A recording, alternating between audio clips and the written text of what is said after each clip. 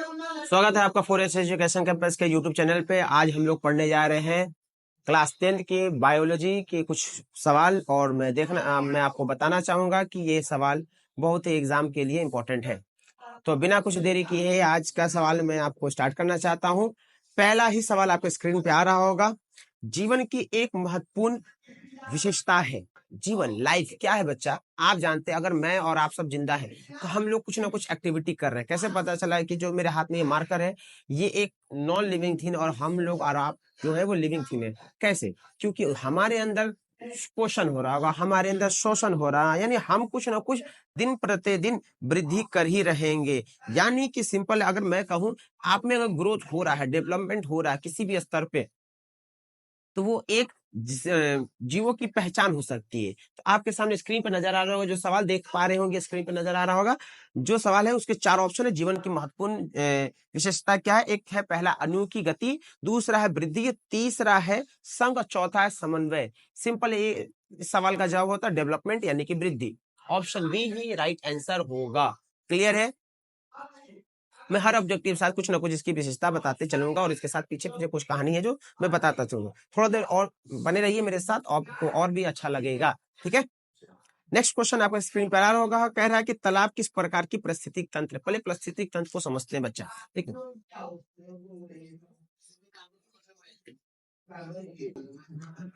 पारिस्थितिक तंत्र ये हमारा जो वायुमंडल है उसी के अंदर बहुत सारे, अगर वायुमंडल के अगर हम एटमॉस्फेयर को जितना देखते हैं तो हमने अपने अपने हिसाब से कुछ ना कुछ चीजों को कैटेगराइज कर दिया है, जैसे मानव निर्मित, प्राकृतिक है, और ये जय है, अजय है। इन सबको अगर आप मिला लीजिएगा तो तालाब, चूंकि आप तालाब देख पाते हैं, तालाब किसी के द्वारा बनाया जाता है। ये मानव निर्मित हो सकती है, प्राकृतिक हो सकता है। नदियों को बनाया नहीं जाता है, झीलों को बनाया नहीं जाता है, लेकिन तालाब जो है, पोखरा जो हम कह सकते हैं अपनी भाषा में, तालाब को बनाया जाता है। ये तो ये मानव निर्मित है, या इसे हम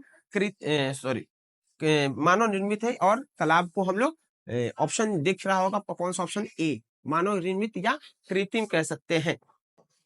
प्राकृतिक तालाब नहीं होता है, कोई हो सकता है, लेकिन ज्यादातर तालाब जो है वो मानव निर्मित या कृत्रिम हो सकता है। Option A is right answer. Clear है? नेक्स्ट क्वेश्चन कह रहा है कि जीवों की उत्पत्ति पर पृथ्वी पे कौन सी गैस मौजूद नहीं? हम जान रहे हैं कि आज से लगभग 3.5 अरब वर्ष पहले धरती पे जीवों की उत्पत्ति हुई थी, और इसके बारे में हम लोगों ने जैव विकास के बारे में पढ़ा है। और ये पृथ्वी पे जब शुरुआती दौर था उस समय कौन सी गैस मौजूद नहीं थी का सवाल है। तो ध्यान रखिएगा, पृथ्वी पे सबसे पहले जो गैस मौजूद नहीं थी वो थी ऑक्सीजन, यानी उस समय ऑक्सीजन मौजूद नहीं थी। ऑक्सीजन जब मौजूद नहीं तो ऑप्शन ग यानी कि C option is right answer होगा। नेक्स्ट क्वेश्चन की तरफ बढ़ते हैं बिना देरी किए हुए। बहुत सारा क्वेश्चन हम लोग को करना है आज की इस वीडियो में, तो थोड़ा सा टाइम भी कम है और तेजी तेजी से क्वेश्चन को आगे बढ़ते रहेंगे। नेक्स्ट क्वेश्चन कह रहा है किशोरावस्था में होने वाले शारीरिक परिवर्तन के कारण हो सकता है। किशोरावस्था यानी कि प्यूबर्टी, आप देख पा रहे होंगे प्यूबर्टी के लिए क्या आपके लिए इंपॉर्टेंट है, ध्यान रखिएगा।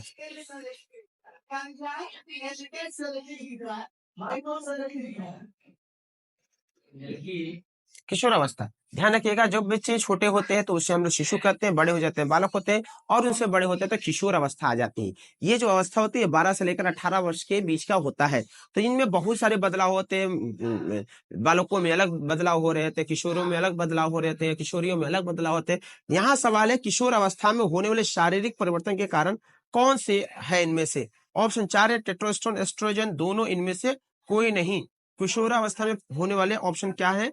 Testosterone is the right answer, आप लिख सकते हैं। क्योंकि यहाँ में कुछ हार्मोन नजर आता है जिसे इसके बदलाव, जैसे किशोर में देखिएगा दाढ़ियों का आना, आवाज भारी हो पाना ना, ये सारे किशोर अवस्था में होने वाले बदलाव है। तो इसके ऑप्शन कौन सा सही हो सकते हैं? ए ऑप्शन, किशोर अवस्था में होने वाले testosterone is right answer. Next question की तरफ बढ़ते हैं। क्वेश्चन नंबर नेक्स्ट कह रहा है कि कौन विकसित अंडाशय कहलाता है? अंडाशय देखिएगा, अगर अंडा है, फूल की बात करिए, यहाँ फूल की बात कर रही है, ये बीजांड है बच्चा, इसी के अंदर बहुत सारे अंडे होते हैं। जब अंडे बीज से विकसित हो जाए, फूलों के अंदर जब बीज से विकसित हो जाएंगे तो वो क्या कहलाएंगे? फल कहलाएंगे। ये विकसित हो गए बड़े। अगर हम और आप माँ के पेट में है तो हम वो विकसित नहीं है। जैसे बाहर हो रहेंगे धीरे धीरे धीरे धीरे धीरे विकसित हो जाएंगे, तो हम क्या वो अंडे के शक्ल में कह रहेंगे? नहीं ना, हम इंसान बन चुके होंगे ना। तो वैसा ही फूलों के जो बीज होते हैं वो धीरे धीरे विकसित होते हैं, और विकसित होने पर क्या बना देते हैं? फल बना देते हैं। एक सवाल इस पे और पूछा जाता है कि फूल क्या है, सॉरी फल क्या है? फल क्या है? फल क्या है बच्चा? फल एक फूल है। फल एक फूल है। फूल को पुष्प कहते हैं। ध्यान रखिएगा किताबी भाषा पुष्प ही दिया जाता है। फल क्या है? फल एक तरह का पुष्प है। पुष्प है। आगे बढ़ा जाए, आगे बढ़ते हैं। नेक्स्ट क्वेश्चन क्या रहा, जल्दी से ध्यान रखिएगा। कह रहा मानव में यूरिया का मात्रा कितना होता है? मानव के यूरिन में यूरिया का मात्रा क्या कितनी होती है? यूरिन, यूरिन मतलब पेशाब। पेशाब किन किन चीजों से बन के बना होता है? पेशाब में दो तरह से होते हैं, तो जल होते हैं और दूसरे ठोस पदार्थ होते हैं। जल जो होते हैं 196% होते हैं, बाकी 4% में बाकी सारी चीजें आ जाते हैं। 4% में किसके बारे में बात करें? यूरिया की बात करें तो यूरिया 2% होती है बच्चा। कितना परसेंट होता है? 2% होता है। सवाल दूसरा पूछ सकता है, यूरिन में जल की मात्रा कितनी होती है? यूरिन में जल की मात्रा कितनी होती है? यूरिन में जल की मात्रा 96% होती है। नेक्स्ट क्वेश्चन की तरफ पढ़ते हैं आगे।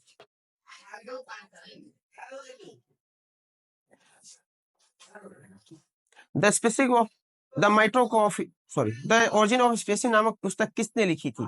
द ओरिजिन ऑफ स्पेसिस नामक पुस्तक किसने लिखी थी? द ओरिजिन ऑफ स्पेसिस नामक पुस्तक, द ओरिजिन ऑफ स्पेसिस नामक पुस्तक किसने लिखी थी? ध्यान रखिएगा, द ओरिजिन ऑफ स्पेसिस नामक पुस्तक चार्ल्स डार्विन लिखी थी। क्या लिखी थी? चार्ल्स डार्विन ने लिखी थी। Charles Darwin, Darwin, Charles Darwin के द्वारा दी ओरिजिन ऑफ स्पीसीज नामक पुस्तक लिखी। इन्हीं को जैव विकास का जनक भी कहा जाता है। जैव विकास को जनक किसे कहा जाता है? चार्ल्स डार्विन को कहता है। द ओरिजिन ऑफ स्पीसीज नामक पुस्तक किसने लिखी थी? Charles Darwin. दूसरा आता है द माइक्रोग्राफिया, द माइक्रोग्राफिया नामक पुस्तक कितने की थी? याद रखिएगा, रॉबर्ट हुक ने, रॉबर्ट हुक ने, रॉबर्ट हुक ने, रॉबर्ट हुक ने, Robert Hooke, the Robert Hooke ने कौन सा? दी माइक्रोग्राफिया, माइटोग्राफिया रॉबर्ट हुक द्वारा लिखी गई थी। ध्यान रखिएगा, माइटोग्राफिया किसके पूछा जाएगा? तो चार्ल्स रॉबर्ट हुक ने। और द ओरिजिन ऑफ स्पीसीज नामक पुस्तक किसने लिखी थी? तो चार्ल्स डार्विन का नाम देखिए। चार्ल्स डार्विन जैव विकास के जनक भी माने जाते हैं। आगे बढ़ते हैं जल्दी से। कह रहा पुष्पी पौधों में लैंगिक जनन होता है। पुष्पी पौधों में लैंगिक जनन होता है। ध्यान देना, पुष्पी पौधे यानी पहले जनन फूलों में होता है। सिंपल सी बात है। पुष्पी पौधा ऐसा पौधा जिसमें फूल हो, ऐसा पौधा जिसमें फूल हो। तो फूलों में ध्यान रखने वाली बात यह है, फूल के कुछ कुछ भाग है। आप देखिएगा फूल में या पौधों के कुछ कुछ भाग है, ठीक है। ये फूल की ऐसे आंतरिक संरचना है, आंतरिक संरचना है। ये फूलों के कुछ कुछ भाग होते हैं। अगर फूल के भाग देखिए या पेड़ों के पौधों को भाग देखिएगा तो इनमें तना होता है, जड़ होता है, पत्ती होती है, डाली होते हैं, फूल होते हैं, फल होते हैं। तो कह रहा है इनमें से पुष्पी पौधे में यानी पुष्प वाले पौधे में लैंगिक जनन किस में होता है? पत्तियों द्वारा होता है, तनों द्वारा होता है, फूलों द्वारा होता है। इनमें से किसी में नहीं होता है। जिनमें फूल है उनमें लैंगिक जनन हो रहा है बच्चा। उनमें लैंगिक जनन याद रखिएगा फूलों में होता है। किसमें होता है? फूलों द्वारा होता है। अब ये फूलों द्वारा होता है कैसा, इसके भी समझ लेते हैं। ये देखिएगा, ये फूलों का मेल, ये सारे मेल वाले पार्ट्स होते हैं और ये फीमेल पार्ट्स हैं। जो मेल पार्ट होते हैं उसे हम लोग पुमंग या पुकेशर कहते हैं। पुमंग या पुकेशर कहते हैं। पुमंग या पुकेशर कहते हैं। जो फीमेल वाला पार्ट होता है हम लोग स्त्री केसर या जयांग कहते हैं। पुमंग में देखिएगा तो ये होता है परागकोश, ये होता है तंतु। जस्त्री केसर के भाग में देखिएगा तो ये होते हैं वर्तिकाग्र, ये होते हैं वर्तिका या होती है अंडाशय। इसी के भीतर पुमंग में या पुकेसर के भीतर ये परागकोश के भीतर परागकण रहते हैं। परागकोश, परागकोश, परागकोश के भीतर क्या रहते हैं बच्चा? परागकण रहता है। यही परागकण जो होते हैं वो उड़ के चले जाते हैं किसी न किसी के तरीके से स्त्री केसर के भाग में। जब यहाँ आते हैं, यहाँ एक काम होता है जिसका नाम पोलिनेशन या फिर परागण कहलाता है। तो परागण के द्वारा होकर ही फूलों में विकसित हो पाते हैं, जिससे वो फल बन पाते हैं। फल बनने के लिए यही काम करवा पाते हैं। तो लैंगिक जनन फूलों में किसमें होता है? पुष्पी पौधे में। तो सिंपल फूलों में कैसे होता है? तो पुष्प लैंगिक जनन का एक विधि, इसका नाम क्या है? परागण। परागण क्या होता है? तो ये बताया गया परागकोश से निकलकर जब परागकण उसे पुष्प या उसके पुष्प उसी जाति के किसी दूसरे पुष्प के वर्तिकाग्र तक पहुंचती है तो यह पूरी प्रक्रिया परागण कहलाती है। एक सवाल आता है परागकोश के भीतर क्या रहता है? परागकोश के भीतर क्या रहता है? परागकोश के भीतर परागकण रहता है। बच्चा परागकोश के भीतर क्या रहता है? परागण रहता है। पुष्प के फूल के नर भाग को क्या कहता है? फूल के नर के भाग, पुष्प के नर भाग को क्या कहा जाता है? पुमंग या पुकेसर कहता है। पुष्प के जो मादा भाग है उसको क्या कहलाता है? स्त्री केसर या जयांग कहलाता है। ये सारे ऑब्जेक्टिव सवाल एग्जाम में पूछे गए हैं। ठीक है, उम्मीद करता हूँ ये सारी चीजें आपको समझ में आ रही होगी। और वीडियो समझ में आ रहा है तो वीडियो को लाइक कीजिए और कमेंट कीजिए। अगर नहीं समझ में आ रहा है तो आप बताइए कि हाँ सर मुझे ये समझ में नहीं आया, आप कमेंट कीजिए, उसका जवाब जरूर दिया जाएगा। नेक्स्ट सवाल की तरफ पढ़े। रक्त क्या है? रक्त क्या है? खून, ब्लड। रक्त क्या है? सिंपल सी बात करिए कि रक्त एक तरह का उत्तक है। उत्तक है, क्या है बच्चा? उत्तक है। अब कौन सा उत्तक है? उत्तक तो बहुत सारे हमने पढ़ रखे, उत्तक तो हमने बहुत सारे पढ़ रखे। तो रक्त एक तरल संयोजी उत्तक। कौन सा उत्तक है बच्चा? तरल संयोजी उत्तक है। ये क्या करता है सर? ये कनेक्ट करता है, एक दूसरे को आपस में कनेक्ट करके रखता है। तो रक्त एक दूसरे को कनेक्ट करके रखता है, इसलिए रक्त एक तरल संयोजी उत्तक है। रक्त कौन सा क्या है? तो रक्त एक उत्तक कह सकते हैं, रक्त एक तरल संयोजी उत्तक है। अगर ये भी और समझना है तो रक्त किन चीजों से मिलकर बना होता है? रक्त किन चीजों से मिलकर बना होता है? रक्त दो चीजों से मिलकर बना होता है। पहला तो ठोस पदार्थ है, दूसरा है तरल। ठोस में जो बच्चा होते हैं वो होते हैं रक्त कोशिका। रक्त कोशिका। जो तरल वाला भाग होता है उसको प्लाज्मा कहते हैं, वो प्लाज्मा कहलाता है, वो प्लाज्मा कहलाता है। जो ठोस वाला पदार्थ वो तीन चीजों से मिलकर बना होता है, आरबीसी, डब्ल्यूबीसी और प्लेटलेट्स। जल प्लाज्मा जो होता है उनमें 90% जल होता है। क्या होता है बच्चा? जल होता है। ठोस जो होता है वो 55% होता है, प्लाज्मा जो होता है वो 45% होता है।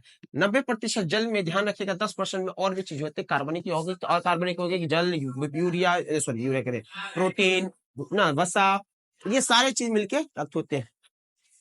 रक्त का क्या काम है? रक्त का काम क्या है? रक्त शरीर को तापमान को नियंत्रित रखता है, रक्त रोगाणुओं से क्षमता करता है, रक्त नाइट्रोजनी पदार्थों को छान के शरीर से बाहर निकलता है। रक्त हमारी बॉडी के लिए एक महत्वपूर्ण पदार्थ है, आप ये ध्यान रखें। रक्त के लाल क्यों होता है? जैसे ये लाल बीसी, आरबीसी क्या है? रक्त हीमोग्लोबिन जो होती है उसी के कारण ये लाल दिखाई पड़ता है। तो पूछा हुआ सवाल है रक्त लाल कैसे होता है, किस कारणवश लाल होता है? ध्यान रखिएगा, सिर्फ लाल ही नहीं है, सफेद भी है, पीला भी है, लेकिन वही बात है जो लाल ज्यादा है इस वजह से हमें लाल दिखाई पड़ता है। रक्त के ग्रुप पूछ सकते हैं। रक्त कितने ग्रुप में, समूहों में बटा हुआ है? 4 ग्रुप में। ए है, बी है, ए बी है और ओ है। याद रखिएगा रक्त के कितने समूह होते हैं? 4 ग्रुप होते हैं, ए बी और ओ, जिनमें से ओ जो होता है वो सर्वदेता है। सर्वदेता मतलब सबको दे सकता है ना, यूनिवर्सल डोनर है। ए बी जो है वो सर्वहारी है, मतलब सबसे ले सकता है, ए से ले सकता है, बी से ले सकता है, ओ से ले सकता है, ए बी से। अगर किसी का ब्लड ग्रुप ओ है तो याद रखिएगा वो ओ ही वाले से ले सकता है। ए बी है वो सबसे ले सकता है, बट ओ सबको दे सकता है, किसी से ले नहीं सकता सिवाय ओ के अलावा। रक्त के कितने समूह है? 4 समूह, ए बी और ओ। रक्त को 4 समूह में बांटा गया है। ठोस पदार्थ में कौन होता है? रक्त कोशिका होता है। तरल में कौन होता है? प्लाज्मा होता है। ठोस वाले जो है आरबीसी, डब्ल्यूबीसी और प्लेटलेट्स होता है। प्लाज्मा कितने होते हैं? 90%, सॉरी 45%, उसमें जल 90% होता है। प्लाज्मा का काम क्या है? प्लाज्मा में ध्यान रखिएगा प्रोटीन, वसा ना, यूरिया, ये सॉरी यूरिया करें और बाकी 10% शेष पदार्थ कार्बनिक और अकार्बनिक पदार्थ मौजूद होते हैं। क्लियर है? आगे बढ़ते हैं। पूछा हुआ सवाल आपके आता है रक्त क्या है? रक्त क्या है? कोशिका है, उत्तर का पदार्थ इनमें से कोई नहीं। कौन सा ऑप्शन सही होगा? रक्त क्या है जल्दी से बताइए। हाँ ऑप्शन सही है, वेरी गुड। आगे बढ़ते हैं। सजीवों की जीवित इकाई क्या है? 9th क्लास का पहला चैप्टर का ही सवाल पूछता है, what is a cell? Cell is the unit ना लिविंग, क्या है? सजीवों की जीवित इकाई कोशिका है। सजीवों की जीवित इकाई क्या है? कोशिका। कोशिका रचनात्मक तथा क्रियात्मक इकाई कहा जाता है जीवन की। जीवन की रचनात्मक तथा क्रियात्मक इकाई कोशिका को ही कहा जाता है। इसलिए सजीवों की जो सजीव है जिनमें जान है उसकी सबसे पहली इकाई क्या होती है? कोशिका है। एक बात को मैं यहाँ बताना चाहूंगा, देखिए कोशिका जो होता है ना बच्चा, कोशिका ये किसी भी जीवित इकाई के लिए सबसे छोटी इकाई है। कोशिका का समूह में आ जाता है तो उत्तक बन जाता है, उत्तक जब समूह में आ जाता है अंग बन जाता है, अंग जब समूह में आ जाता है तो शरीर बन जाता है। शरीर का निर्माण, शरीर का निर्माण अंग करते हैं, अंगों का निर्माण उत्तक करते हैं, उत्तक का निर्माण कोशिका करते हैं। ये एक चैन जैसा बनाएगा, कोशिका बहुत ज्यादा हो जाए तो उत्तक बन जाए, उत्तक बहुत ज्यादा ढेर सा होता है, अंगों का निर्माण करता है और अंग एक साथ आ जाते हैं तो फिर वो शरीर बन जाता है। क्लियर है। कोशिका सवाल पूछा, जीवन की इकाई किसे कहा जाता है? सवाल स्क्रीन पे आ रहा होगा, देखिए आप कह रहा सजीवों की जीवित इकाई किसे कहा जाता है? ऑप्शन ख इज राइट आंसर, ख कोशिका।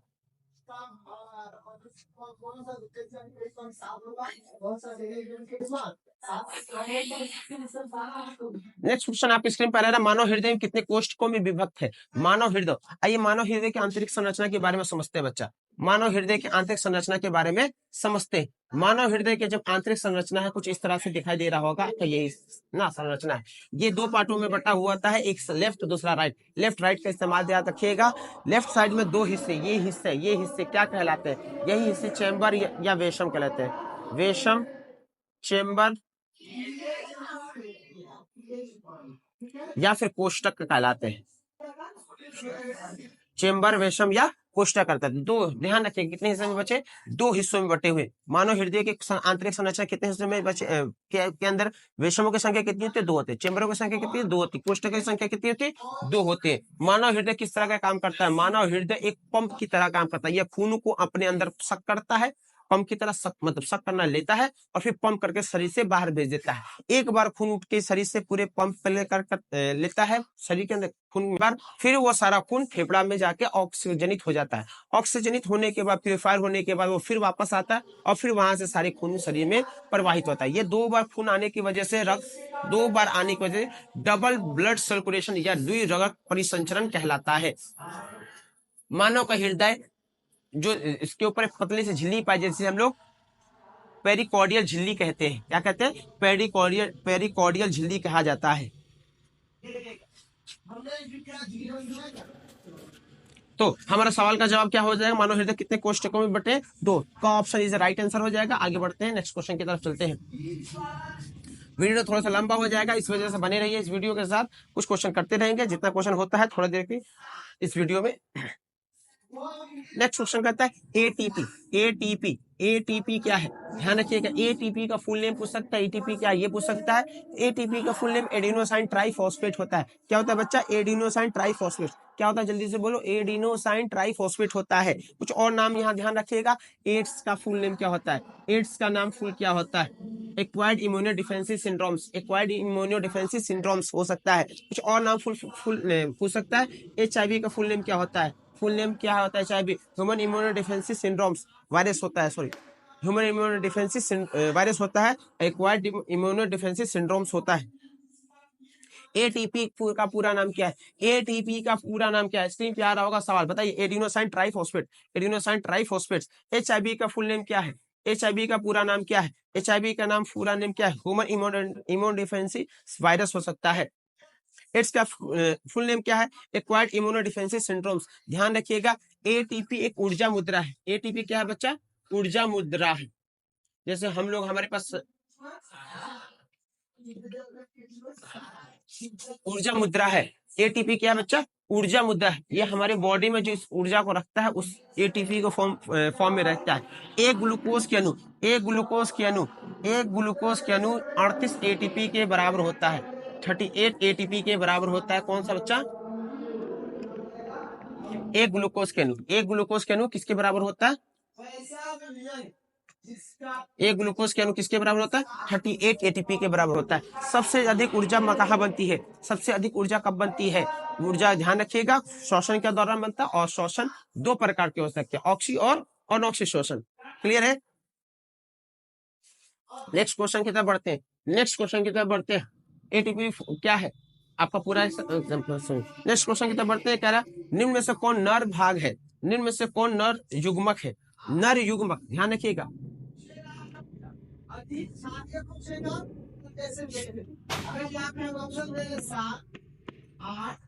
नर युग्मक, नर युग्मक शुक्राणु होती है बच्चा। क्या होती है बच्चा? शुक्राणु होती है। जबकि मादा युग्मक अंडाणु होती है। क्या होती है बच्चा? अंडाणु होती है। नर युग्मक, ध्यान रखिएगा, नर युग्मक तथा मादा युग्मक यानी अंडाणु और शुक्राणु के निषेचन से, संलयन से निषेचन की क्रिया होती है। किस क्या होती है बच्चा? निषेचन की क्रिया होती है। यह दो प्रकार के होते हैं, एक अंतः निषेचन, दूसरा बाह्य निषेचन होता है। मादा के शरीर में अगर निषेचन की क्रिया होती है उसे अंतः निषेचन, तथा बाहर के मादा के शरीर के बाहर होती है तो उसे बाह्य निषेचन कहते हैं। तो नर युग्मक क्या है? नर युग्मक में से कौन है? शुक्राणु। ऑप्शन देख सकते हैं, आपके सामने नजर आ रहा होगा स्क्रीन पे, ऑप्शन नजर आ रहा होगा, शुक्राणु, योनि, अंडाणु, कौन सा इसमें है? जल्दी से बताइए, ऑप्शन का इज राइट आंसर शुक्राणु है। अलैंगिक जनन मुकुलन द्वारा होता है। अलैंगिक जनन मुकुलन द्वारा होता है, पहले समझते हैं। नेक्स्ट क्वेश्चन तरफ बढ़ते हैं। कर अलैंगिक जनन मुकुलन द्वारा होता है। पहले अलैंगिक जनन, ध्यान रखिएगा, जनन की वैसी विधि जिसमें नर और मादा का साथ का होना एक जरूरी नहीं, उसे अलैंगिक जनन कहते हैं। ध्यान रखिएगा, अलैंगिक जनन चार तरह से होती है। एक तो विखंडन होती है बच्चा, दूसरा है मुकुलन, तीसरा है पुंग जनन, चौथा बीजाणु जनन। यदि कोई जीव अपने शरीर को दो या दो से अधिक हिस्सों में टूट लेता है तो उसे विखंडन कहते हैं। यदि कोई जीव के शरीर से प्रवर्धन निकलकर एक नए जीव का निर्माण करते हैं उसे मुकुलन कहते हैं। कोई जीव अगर पुनः वापस जन्म ले लेता है उसे पुनर्जनन या अपखंडन कहते हैं। अब कोई जन्म जिससे हम लोग बीजों द्वारा निकाल पाते हैं, कोई जीव नए बना पाए, उसे हम लोग बीजाणु जनन कहते हैं। पूछ रहा है इनमें से कौन द्वारा, किनमें अलैंगिक जनन मुकुलन द्वारा कौन सा उत्पादन होता है? तो ध्यान रखिएगा, मुकुलन द्वारा जो होता है वो दो चीजों में होता है। एक तो है, आपको ध्यान रखना है इसमें, ईस्ट है बच्चा, दूसरा है हाइड्रा। ये बहुत इंपॉर्टेंट है, हाइड्रा, ईस्ट और हाइड्रा दोनों ही में मुकुलन द्वारा होता है। नेक्स्ट क्वेश्चन पढ़ते हैं। इसका ऑप्शन क्या हो सकता है? ईस्ट या हाइड्रा। कौन सा ऑप्शन इसमें दिया गया है? देखिए, ईस्ट दिया है, हाइड्रा दिया है। ऑप्शन देख पा रहे हैं, इसमें ईस्ट दिया है, ख ऑप्शन यानी बी ऑप्शन सही है आपके सामने। नेक्स्ट की तरफ बढ़ते हैं।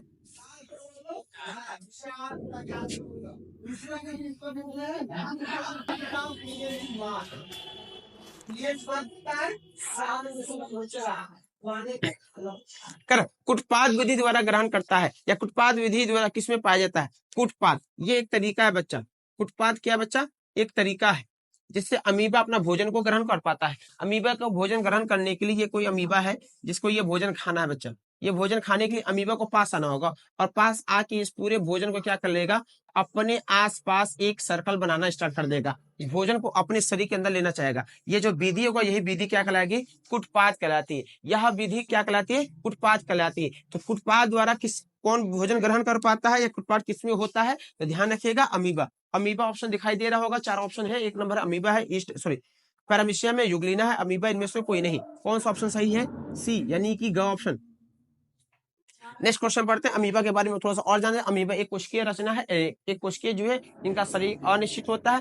ध्यान रखें, ज्यादा से ज्यादा अमीबा जो है वो बहुत नॉर्मल लिविंग थिंग है। आप इसके बारे में ज्यादा डिटेल पढ़िएगा और आगे फर्दर क्लासेस में।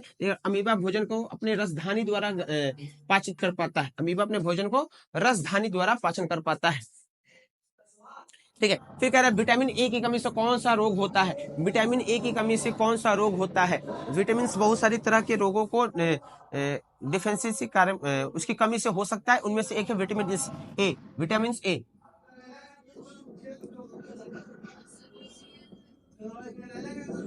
विटामिन ए, ध्यान रखिएगा, विटामिन बहुत तरह का, ए बी सी। हाँ, तो सवाल कर रहे थे विटामिन ए की कमी से कौन सा रोग उत्पन्न होता है? विटामिन ए की कमी से रतौंधी होती है। विटामिन ए के कारण से रतौंधी होती है। दूसरा हो सकता है आयोडीन की कमी।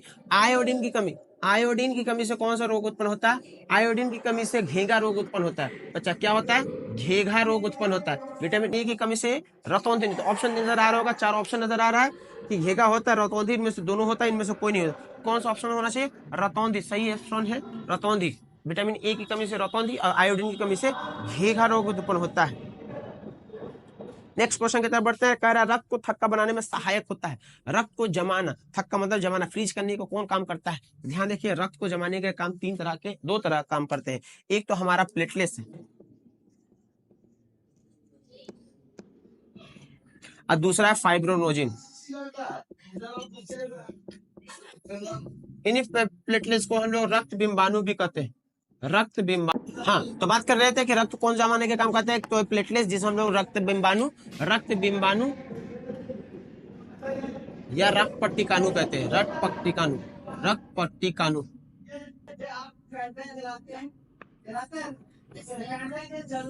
या फिर थ्रोम्बोसाइट या फिर थ्रोम्बोसाइट भी कहते हैं। रक्त बिंबाणु, रक्त पट्टिकाणु, थ्रोम्बोसाइट, ये तीनों प्लेटलेट्स के ही भाग है। ये रक्त को जमाने का काम करते हैं। एक प्रोटीन है जो रक्त को जमाने का काम है, नाम है फाइब्रोनोजिन। फाइब्रोनोजिन जो है वो प्लाज्मा का ही पाए जाने वाला एक प्रोटीन का हिस्सा था। फाइब्रोनोजिन ये रक्त को जमाने के काम करता है। आपका 4 ऑप्शन दिया, इनमें से देखते हैं कौन सा ऑप्शन सही है। रक्त को थक्का बनाने में सहायक करता है। रक्त कोशिका, श्वेत रक्त, रक्त बिंबाणु, इनमें से कोई नहीं। गो ऑप्शन सही होगा, रक्त बिंबाणु। जी कोई ऑप्शन दिया रक्त बिंबाणु। रक्त पट्टिकाणु भी कहेगा तब भी वही बात है, थ्रोम्बोसाइट कहेगा तब भी वही बात है। याद रखिएगा, प्लेटलेट्स भी दे देगा तब भी रक्त को जमाने का काम प्लेटलेट्स ही करता है। रक्त जमाने मतलब बॉडी के अंदर, शरीर से बाहर जब निकल जाएगी तब रक्त को जम जाए, ऐसा काम करता है। ठीक है, नेक्स्ट क्वेश्चन बढ़ते हैं। कह रहा है स्टोमेटा पौधे के किस अंग में पाया जाता है। स्टोमेटा, ध्यान रखिएगा, पौधे के कुछ भाग है, उनमें से एक भाग है, एक अंग है जिसका नाम पत्तियां है। ध्यान रखिए, पत्तियों जो होता है वो, ध्यान रखिए, पौधों का एक किचन है जिसे हम रसोई घर कर सकते हैं। रसोई घर पेड़ों का रसोई घर पत्ता होता है। इसी में खाने को बनाया जाता है। खाना जो हम खाते हैं वो नॉर्मली नहीं, ये रसोई घर होता है। तो खाने बनाने के लिए 4 चीजों का आवश्यक है। एक तो हवा, जो कि हम लोग कार्बन डाइऑक्साइड लेते हैं।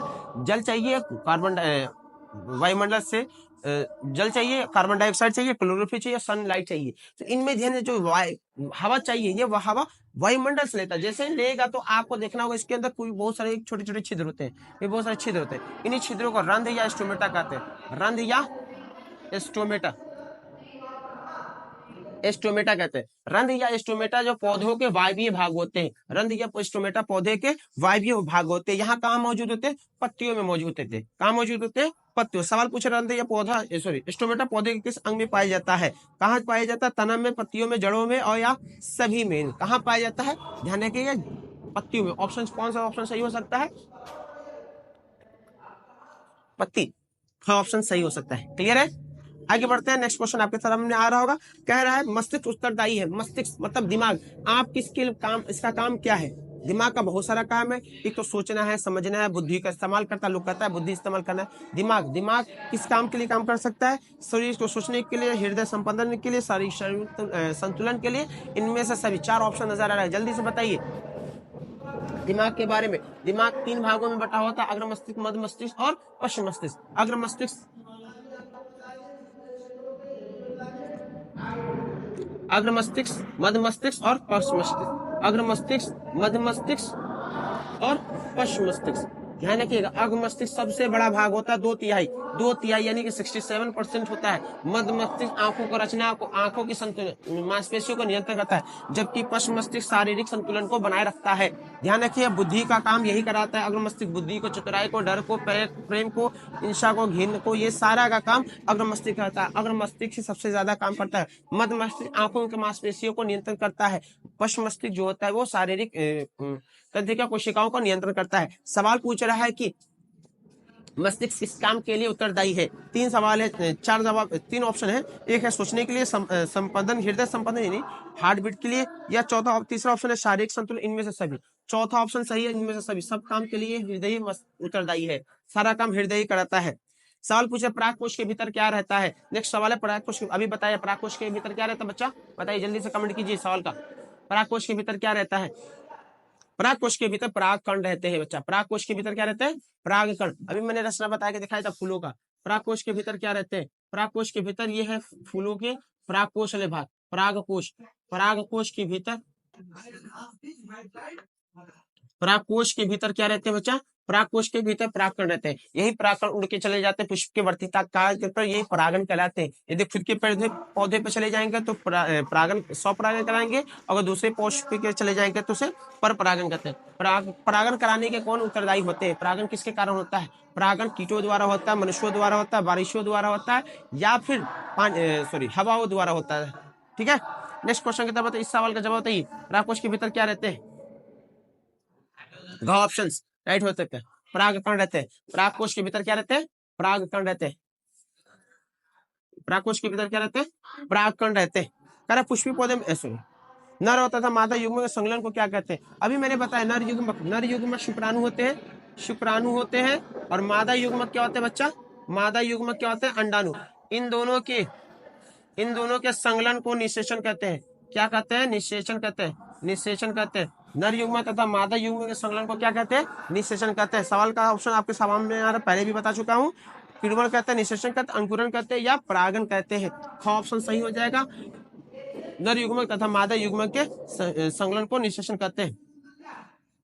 नेक्स्ट क्वेश्चन की तरफ बढ़ते हैं। कह रहा है कि रुधिर में ऑक्सीजन की वाहक का नाम लिखे। रुधिर में ऑक्सीजन का वाहक, ध्यान रखिए, हर रुधिर मतलब खून, तीन बात एक ही। रुधिर ऑक्सीजन का वाहक, याद रखिएगा, आरबीसी, डब्ल्यूबीसी और प्लेटलेट्स।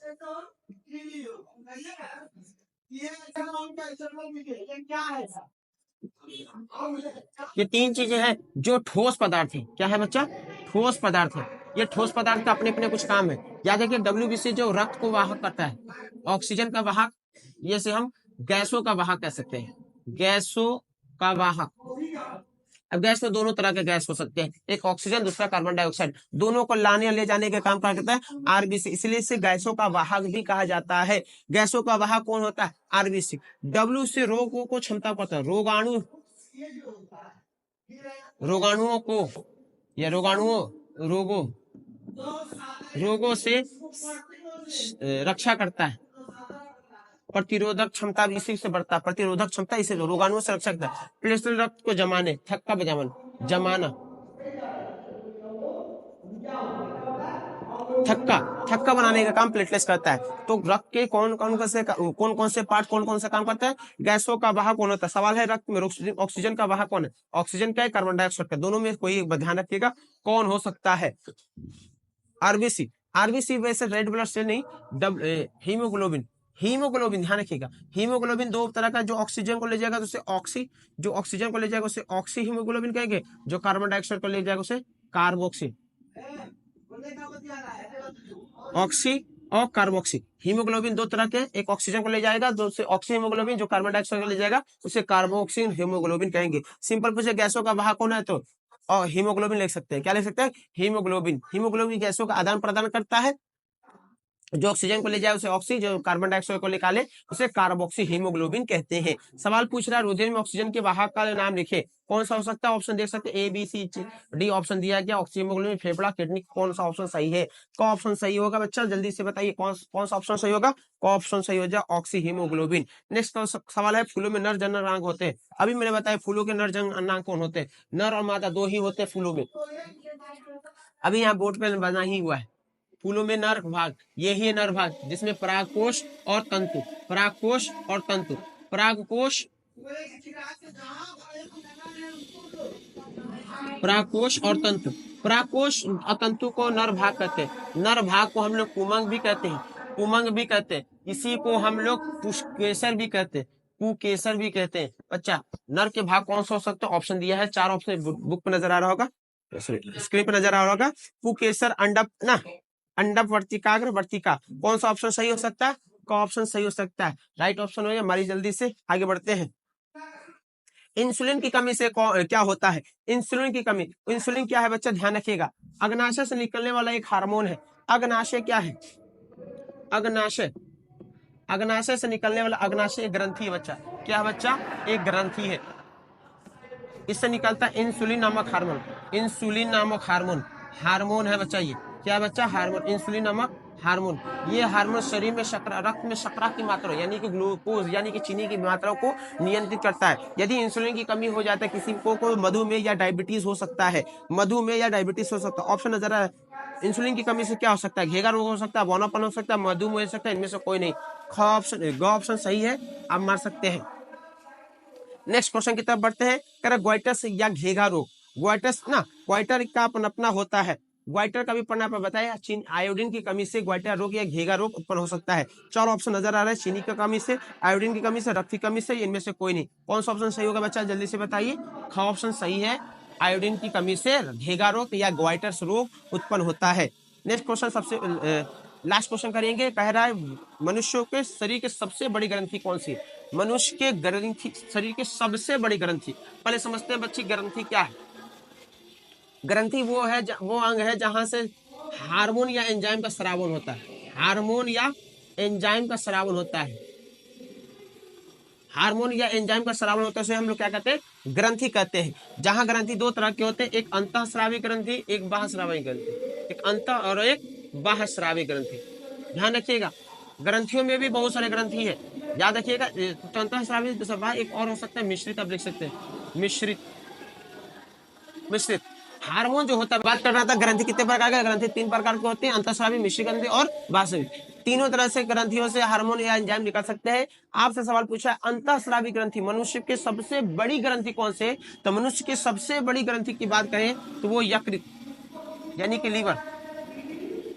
लीवर ही सबसे बड़ी ग्रंथि है मनुष्य की। लेकिन आपसे सवाल को थोड़ा सा और डिटेल में घुस जाए, कुछ अंतःस्रावी ग्रंथि कौन है? उसे पीयूष ग्रंथि या फिर मास्टर ग्रंथि भी कहते हैं। मास्टर ग्रंथि, इसे मास्टर ग्रंथि भी कहते हैं। तो पीयूष ग्रंथि या मास्टर ग्रंथि मनुष्य की अंतःस्रावी ग्रंथि सबसे बड़ी है, जबकि मनुष्य की सबसे बड़ी ग्रंथि यकृत यानी कि लीवर है। सवाल को आप देख पा रहे होंगे। वीडियो थोड़ा सा लंबा हो गया, इस वजह से मैं चाहता हूं कि नेक्स्ट वीडियो में और आगे के कुछ सवाल बायोलॉजी का मैं लेकर आता रहूंगा। आप बने रहिए हमारे साथ और हमें सपोर्ट कीजिए। वीडियो को लाइक कीजिए, सब्सक्राइब कीजिए चैनल को और कमेंट कीजिए, अपने दोस्तों में शेयर कीजिए। जल्दी से हम आते हैं, फिर नेक्स्ट क्लास में मिलते हैं। Good bye.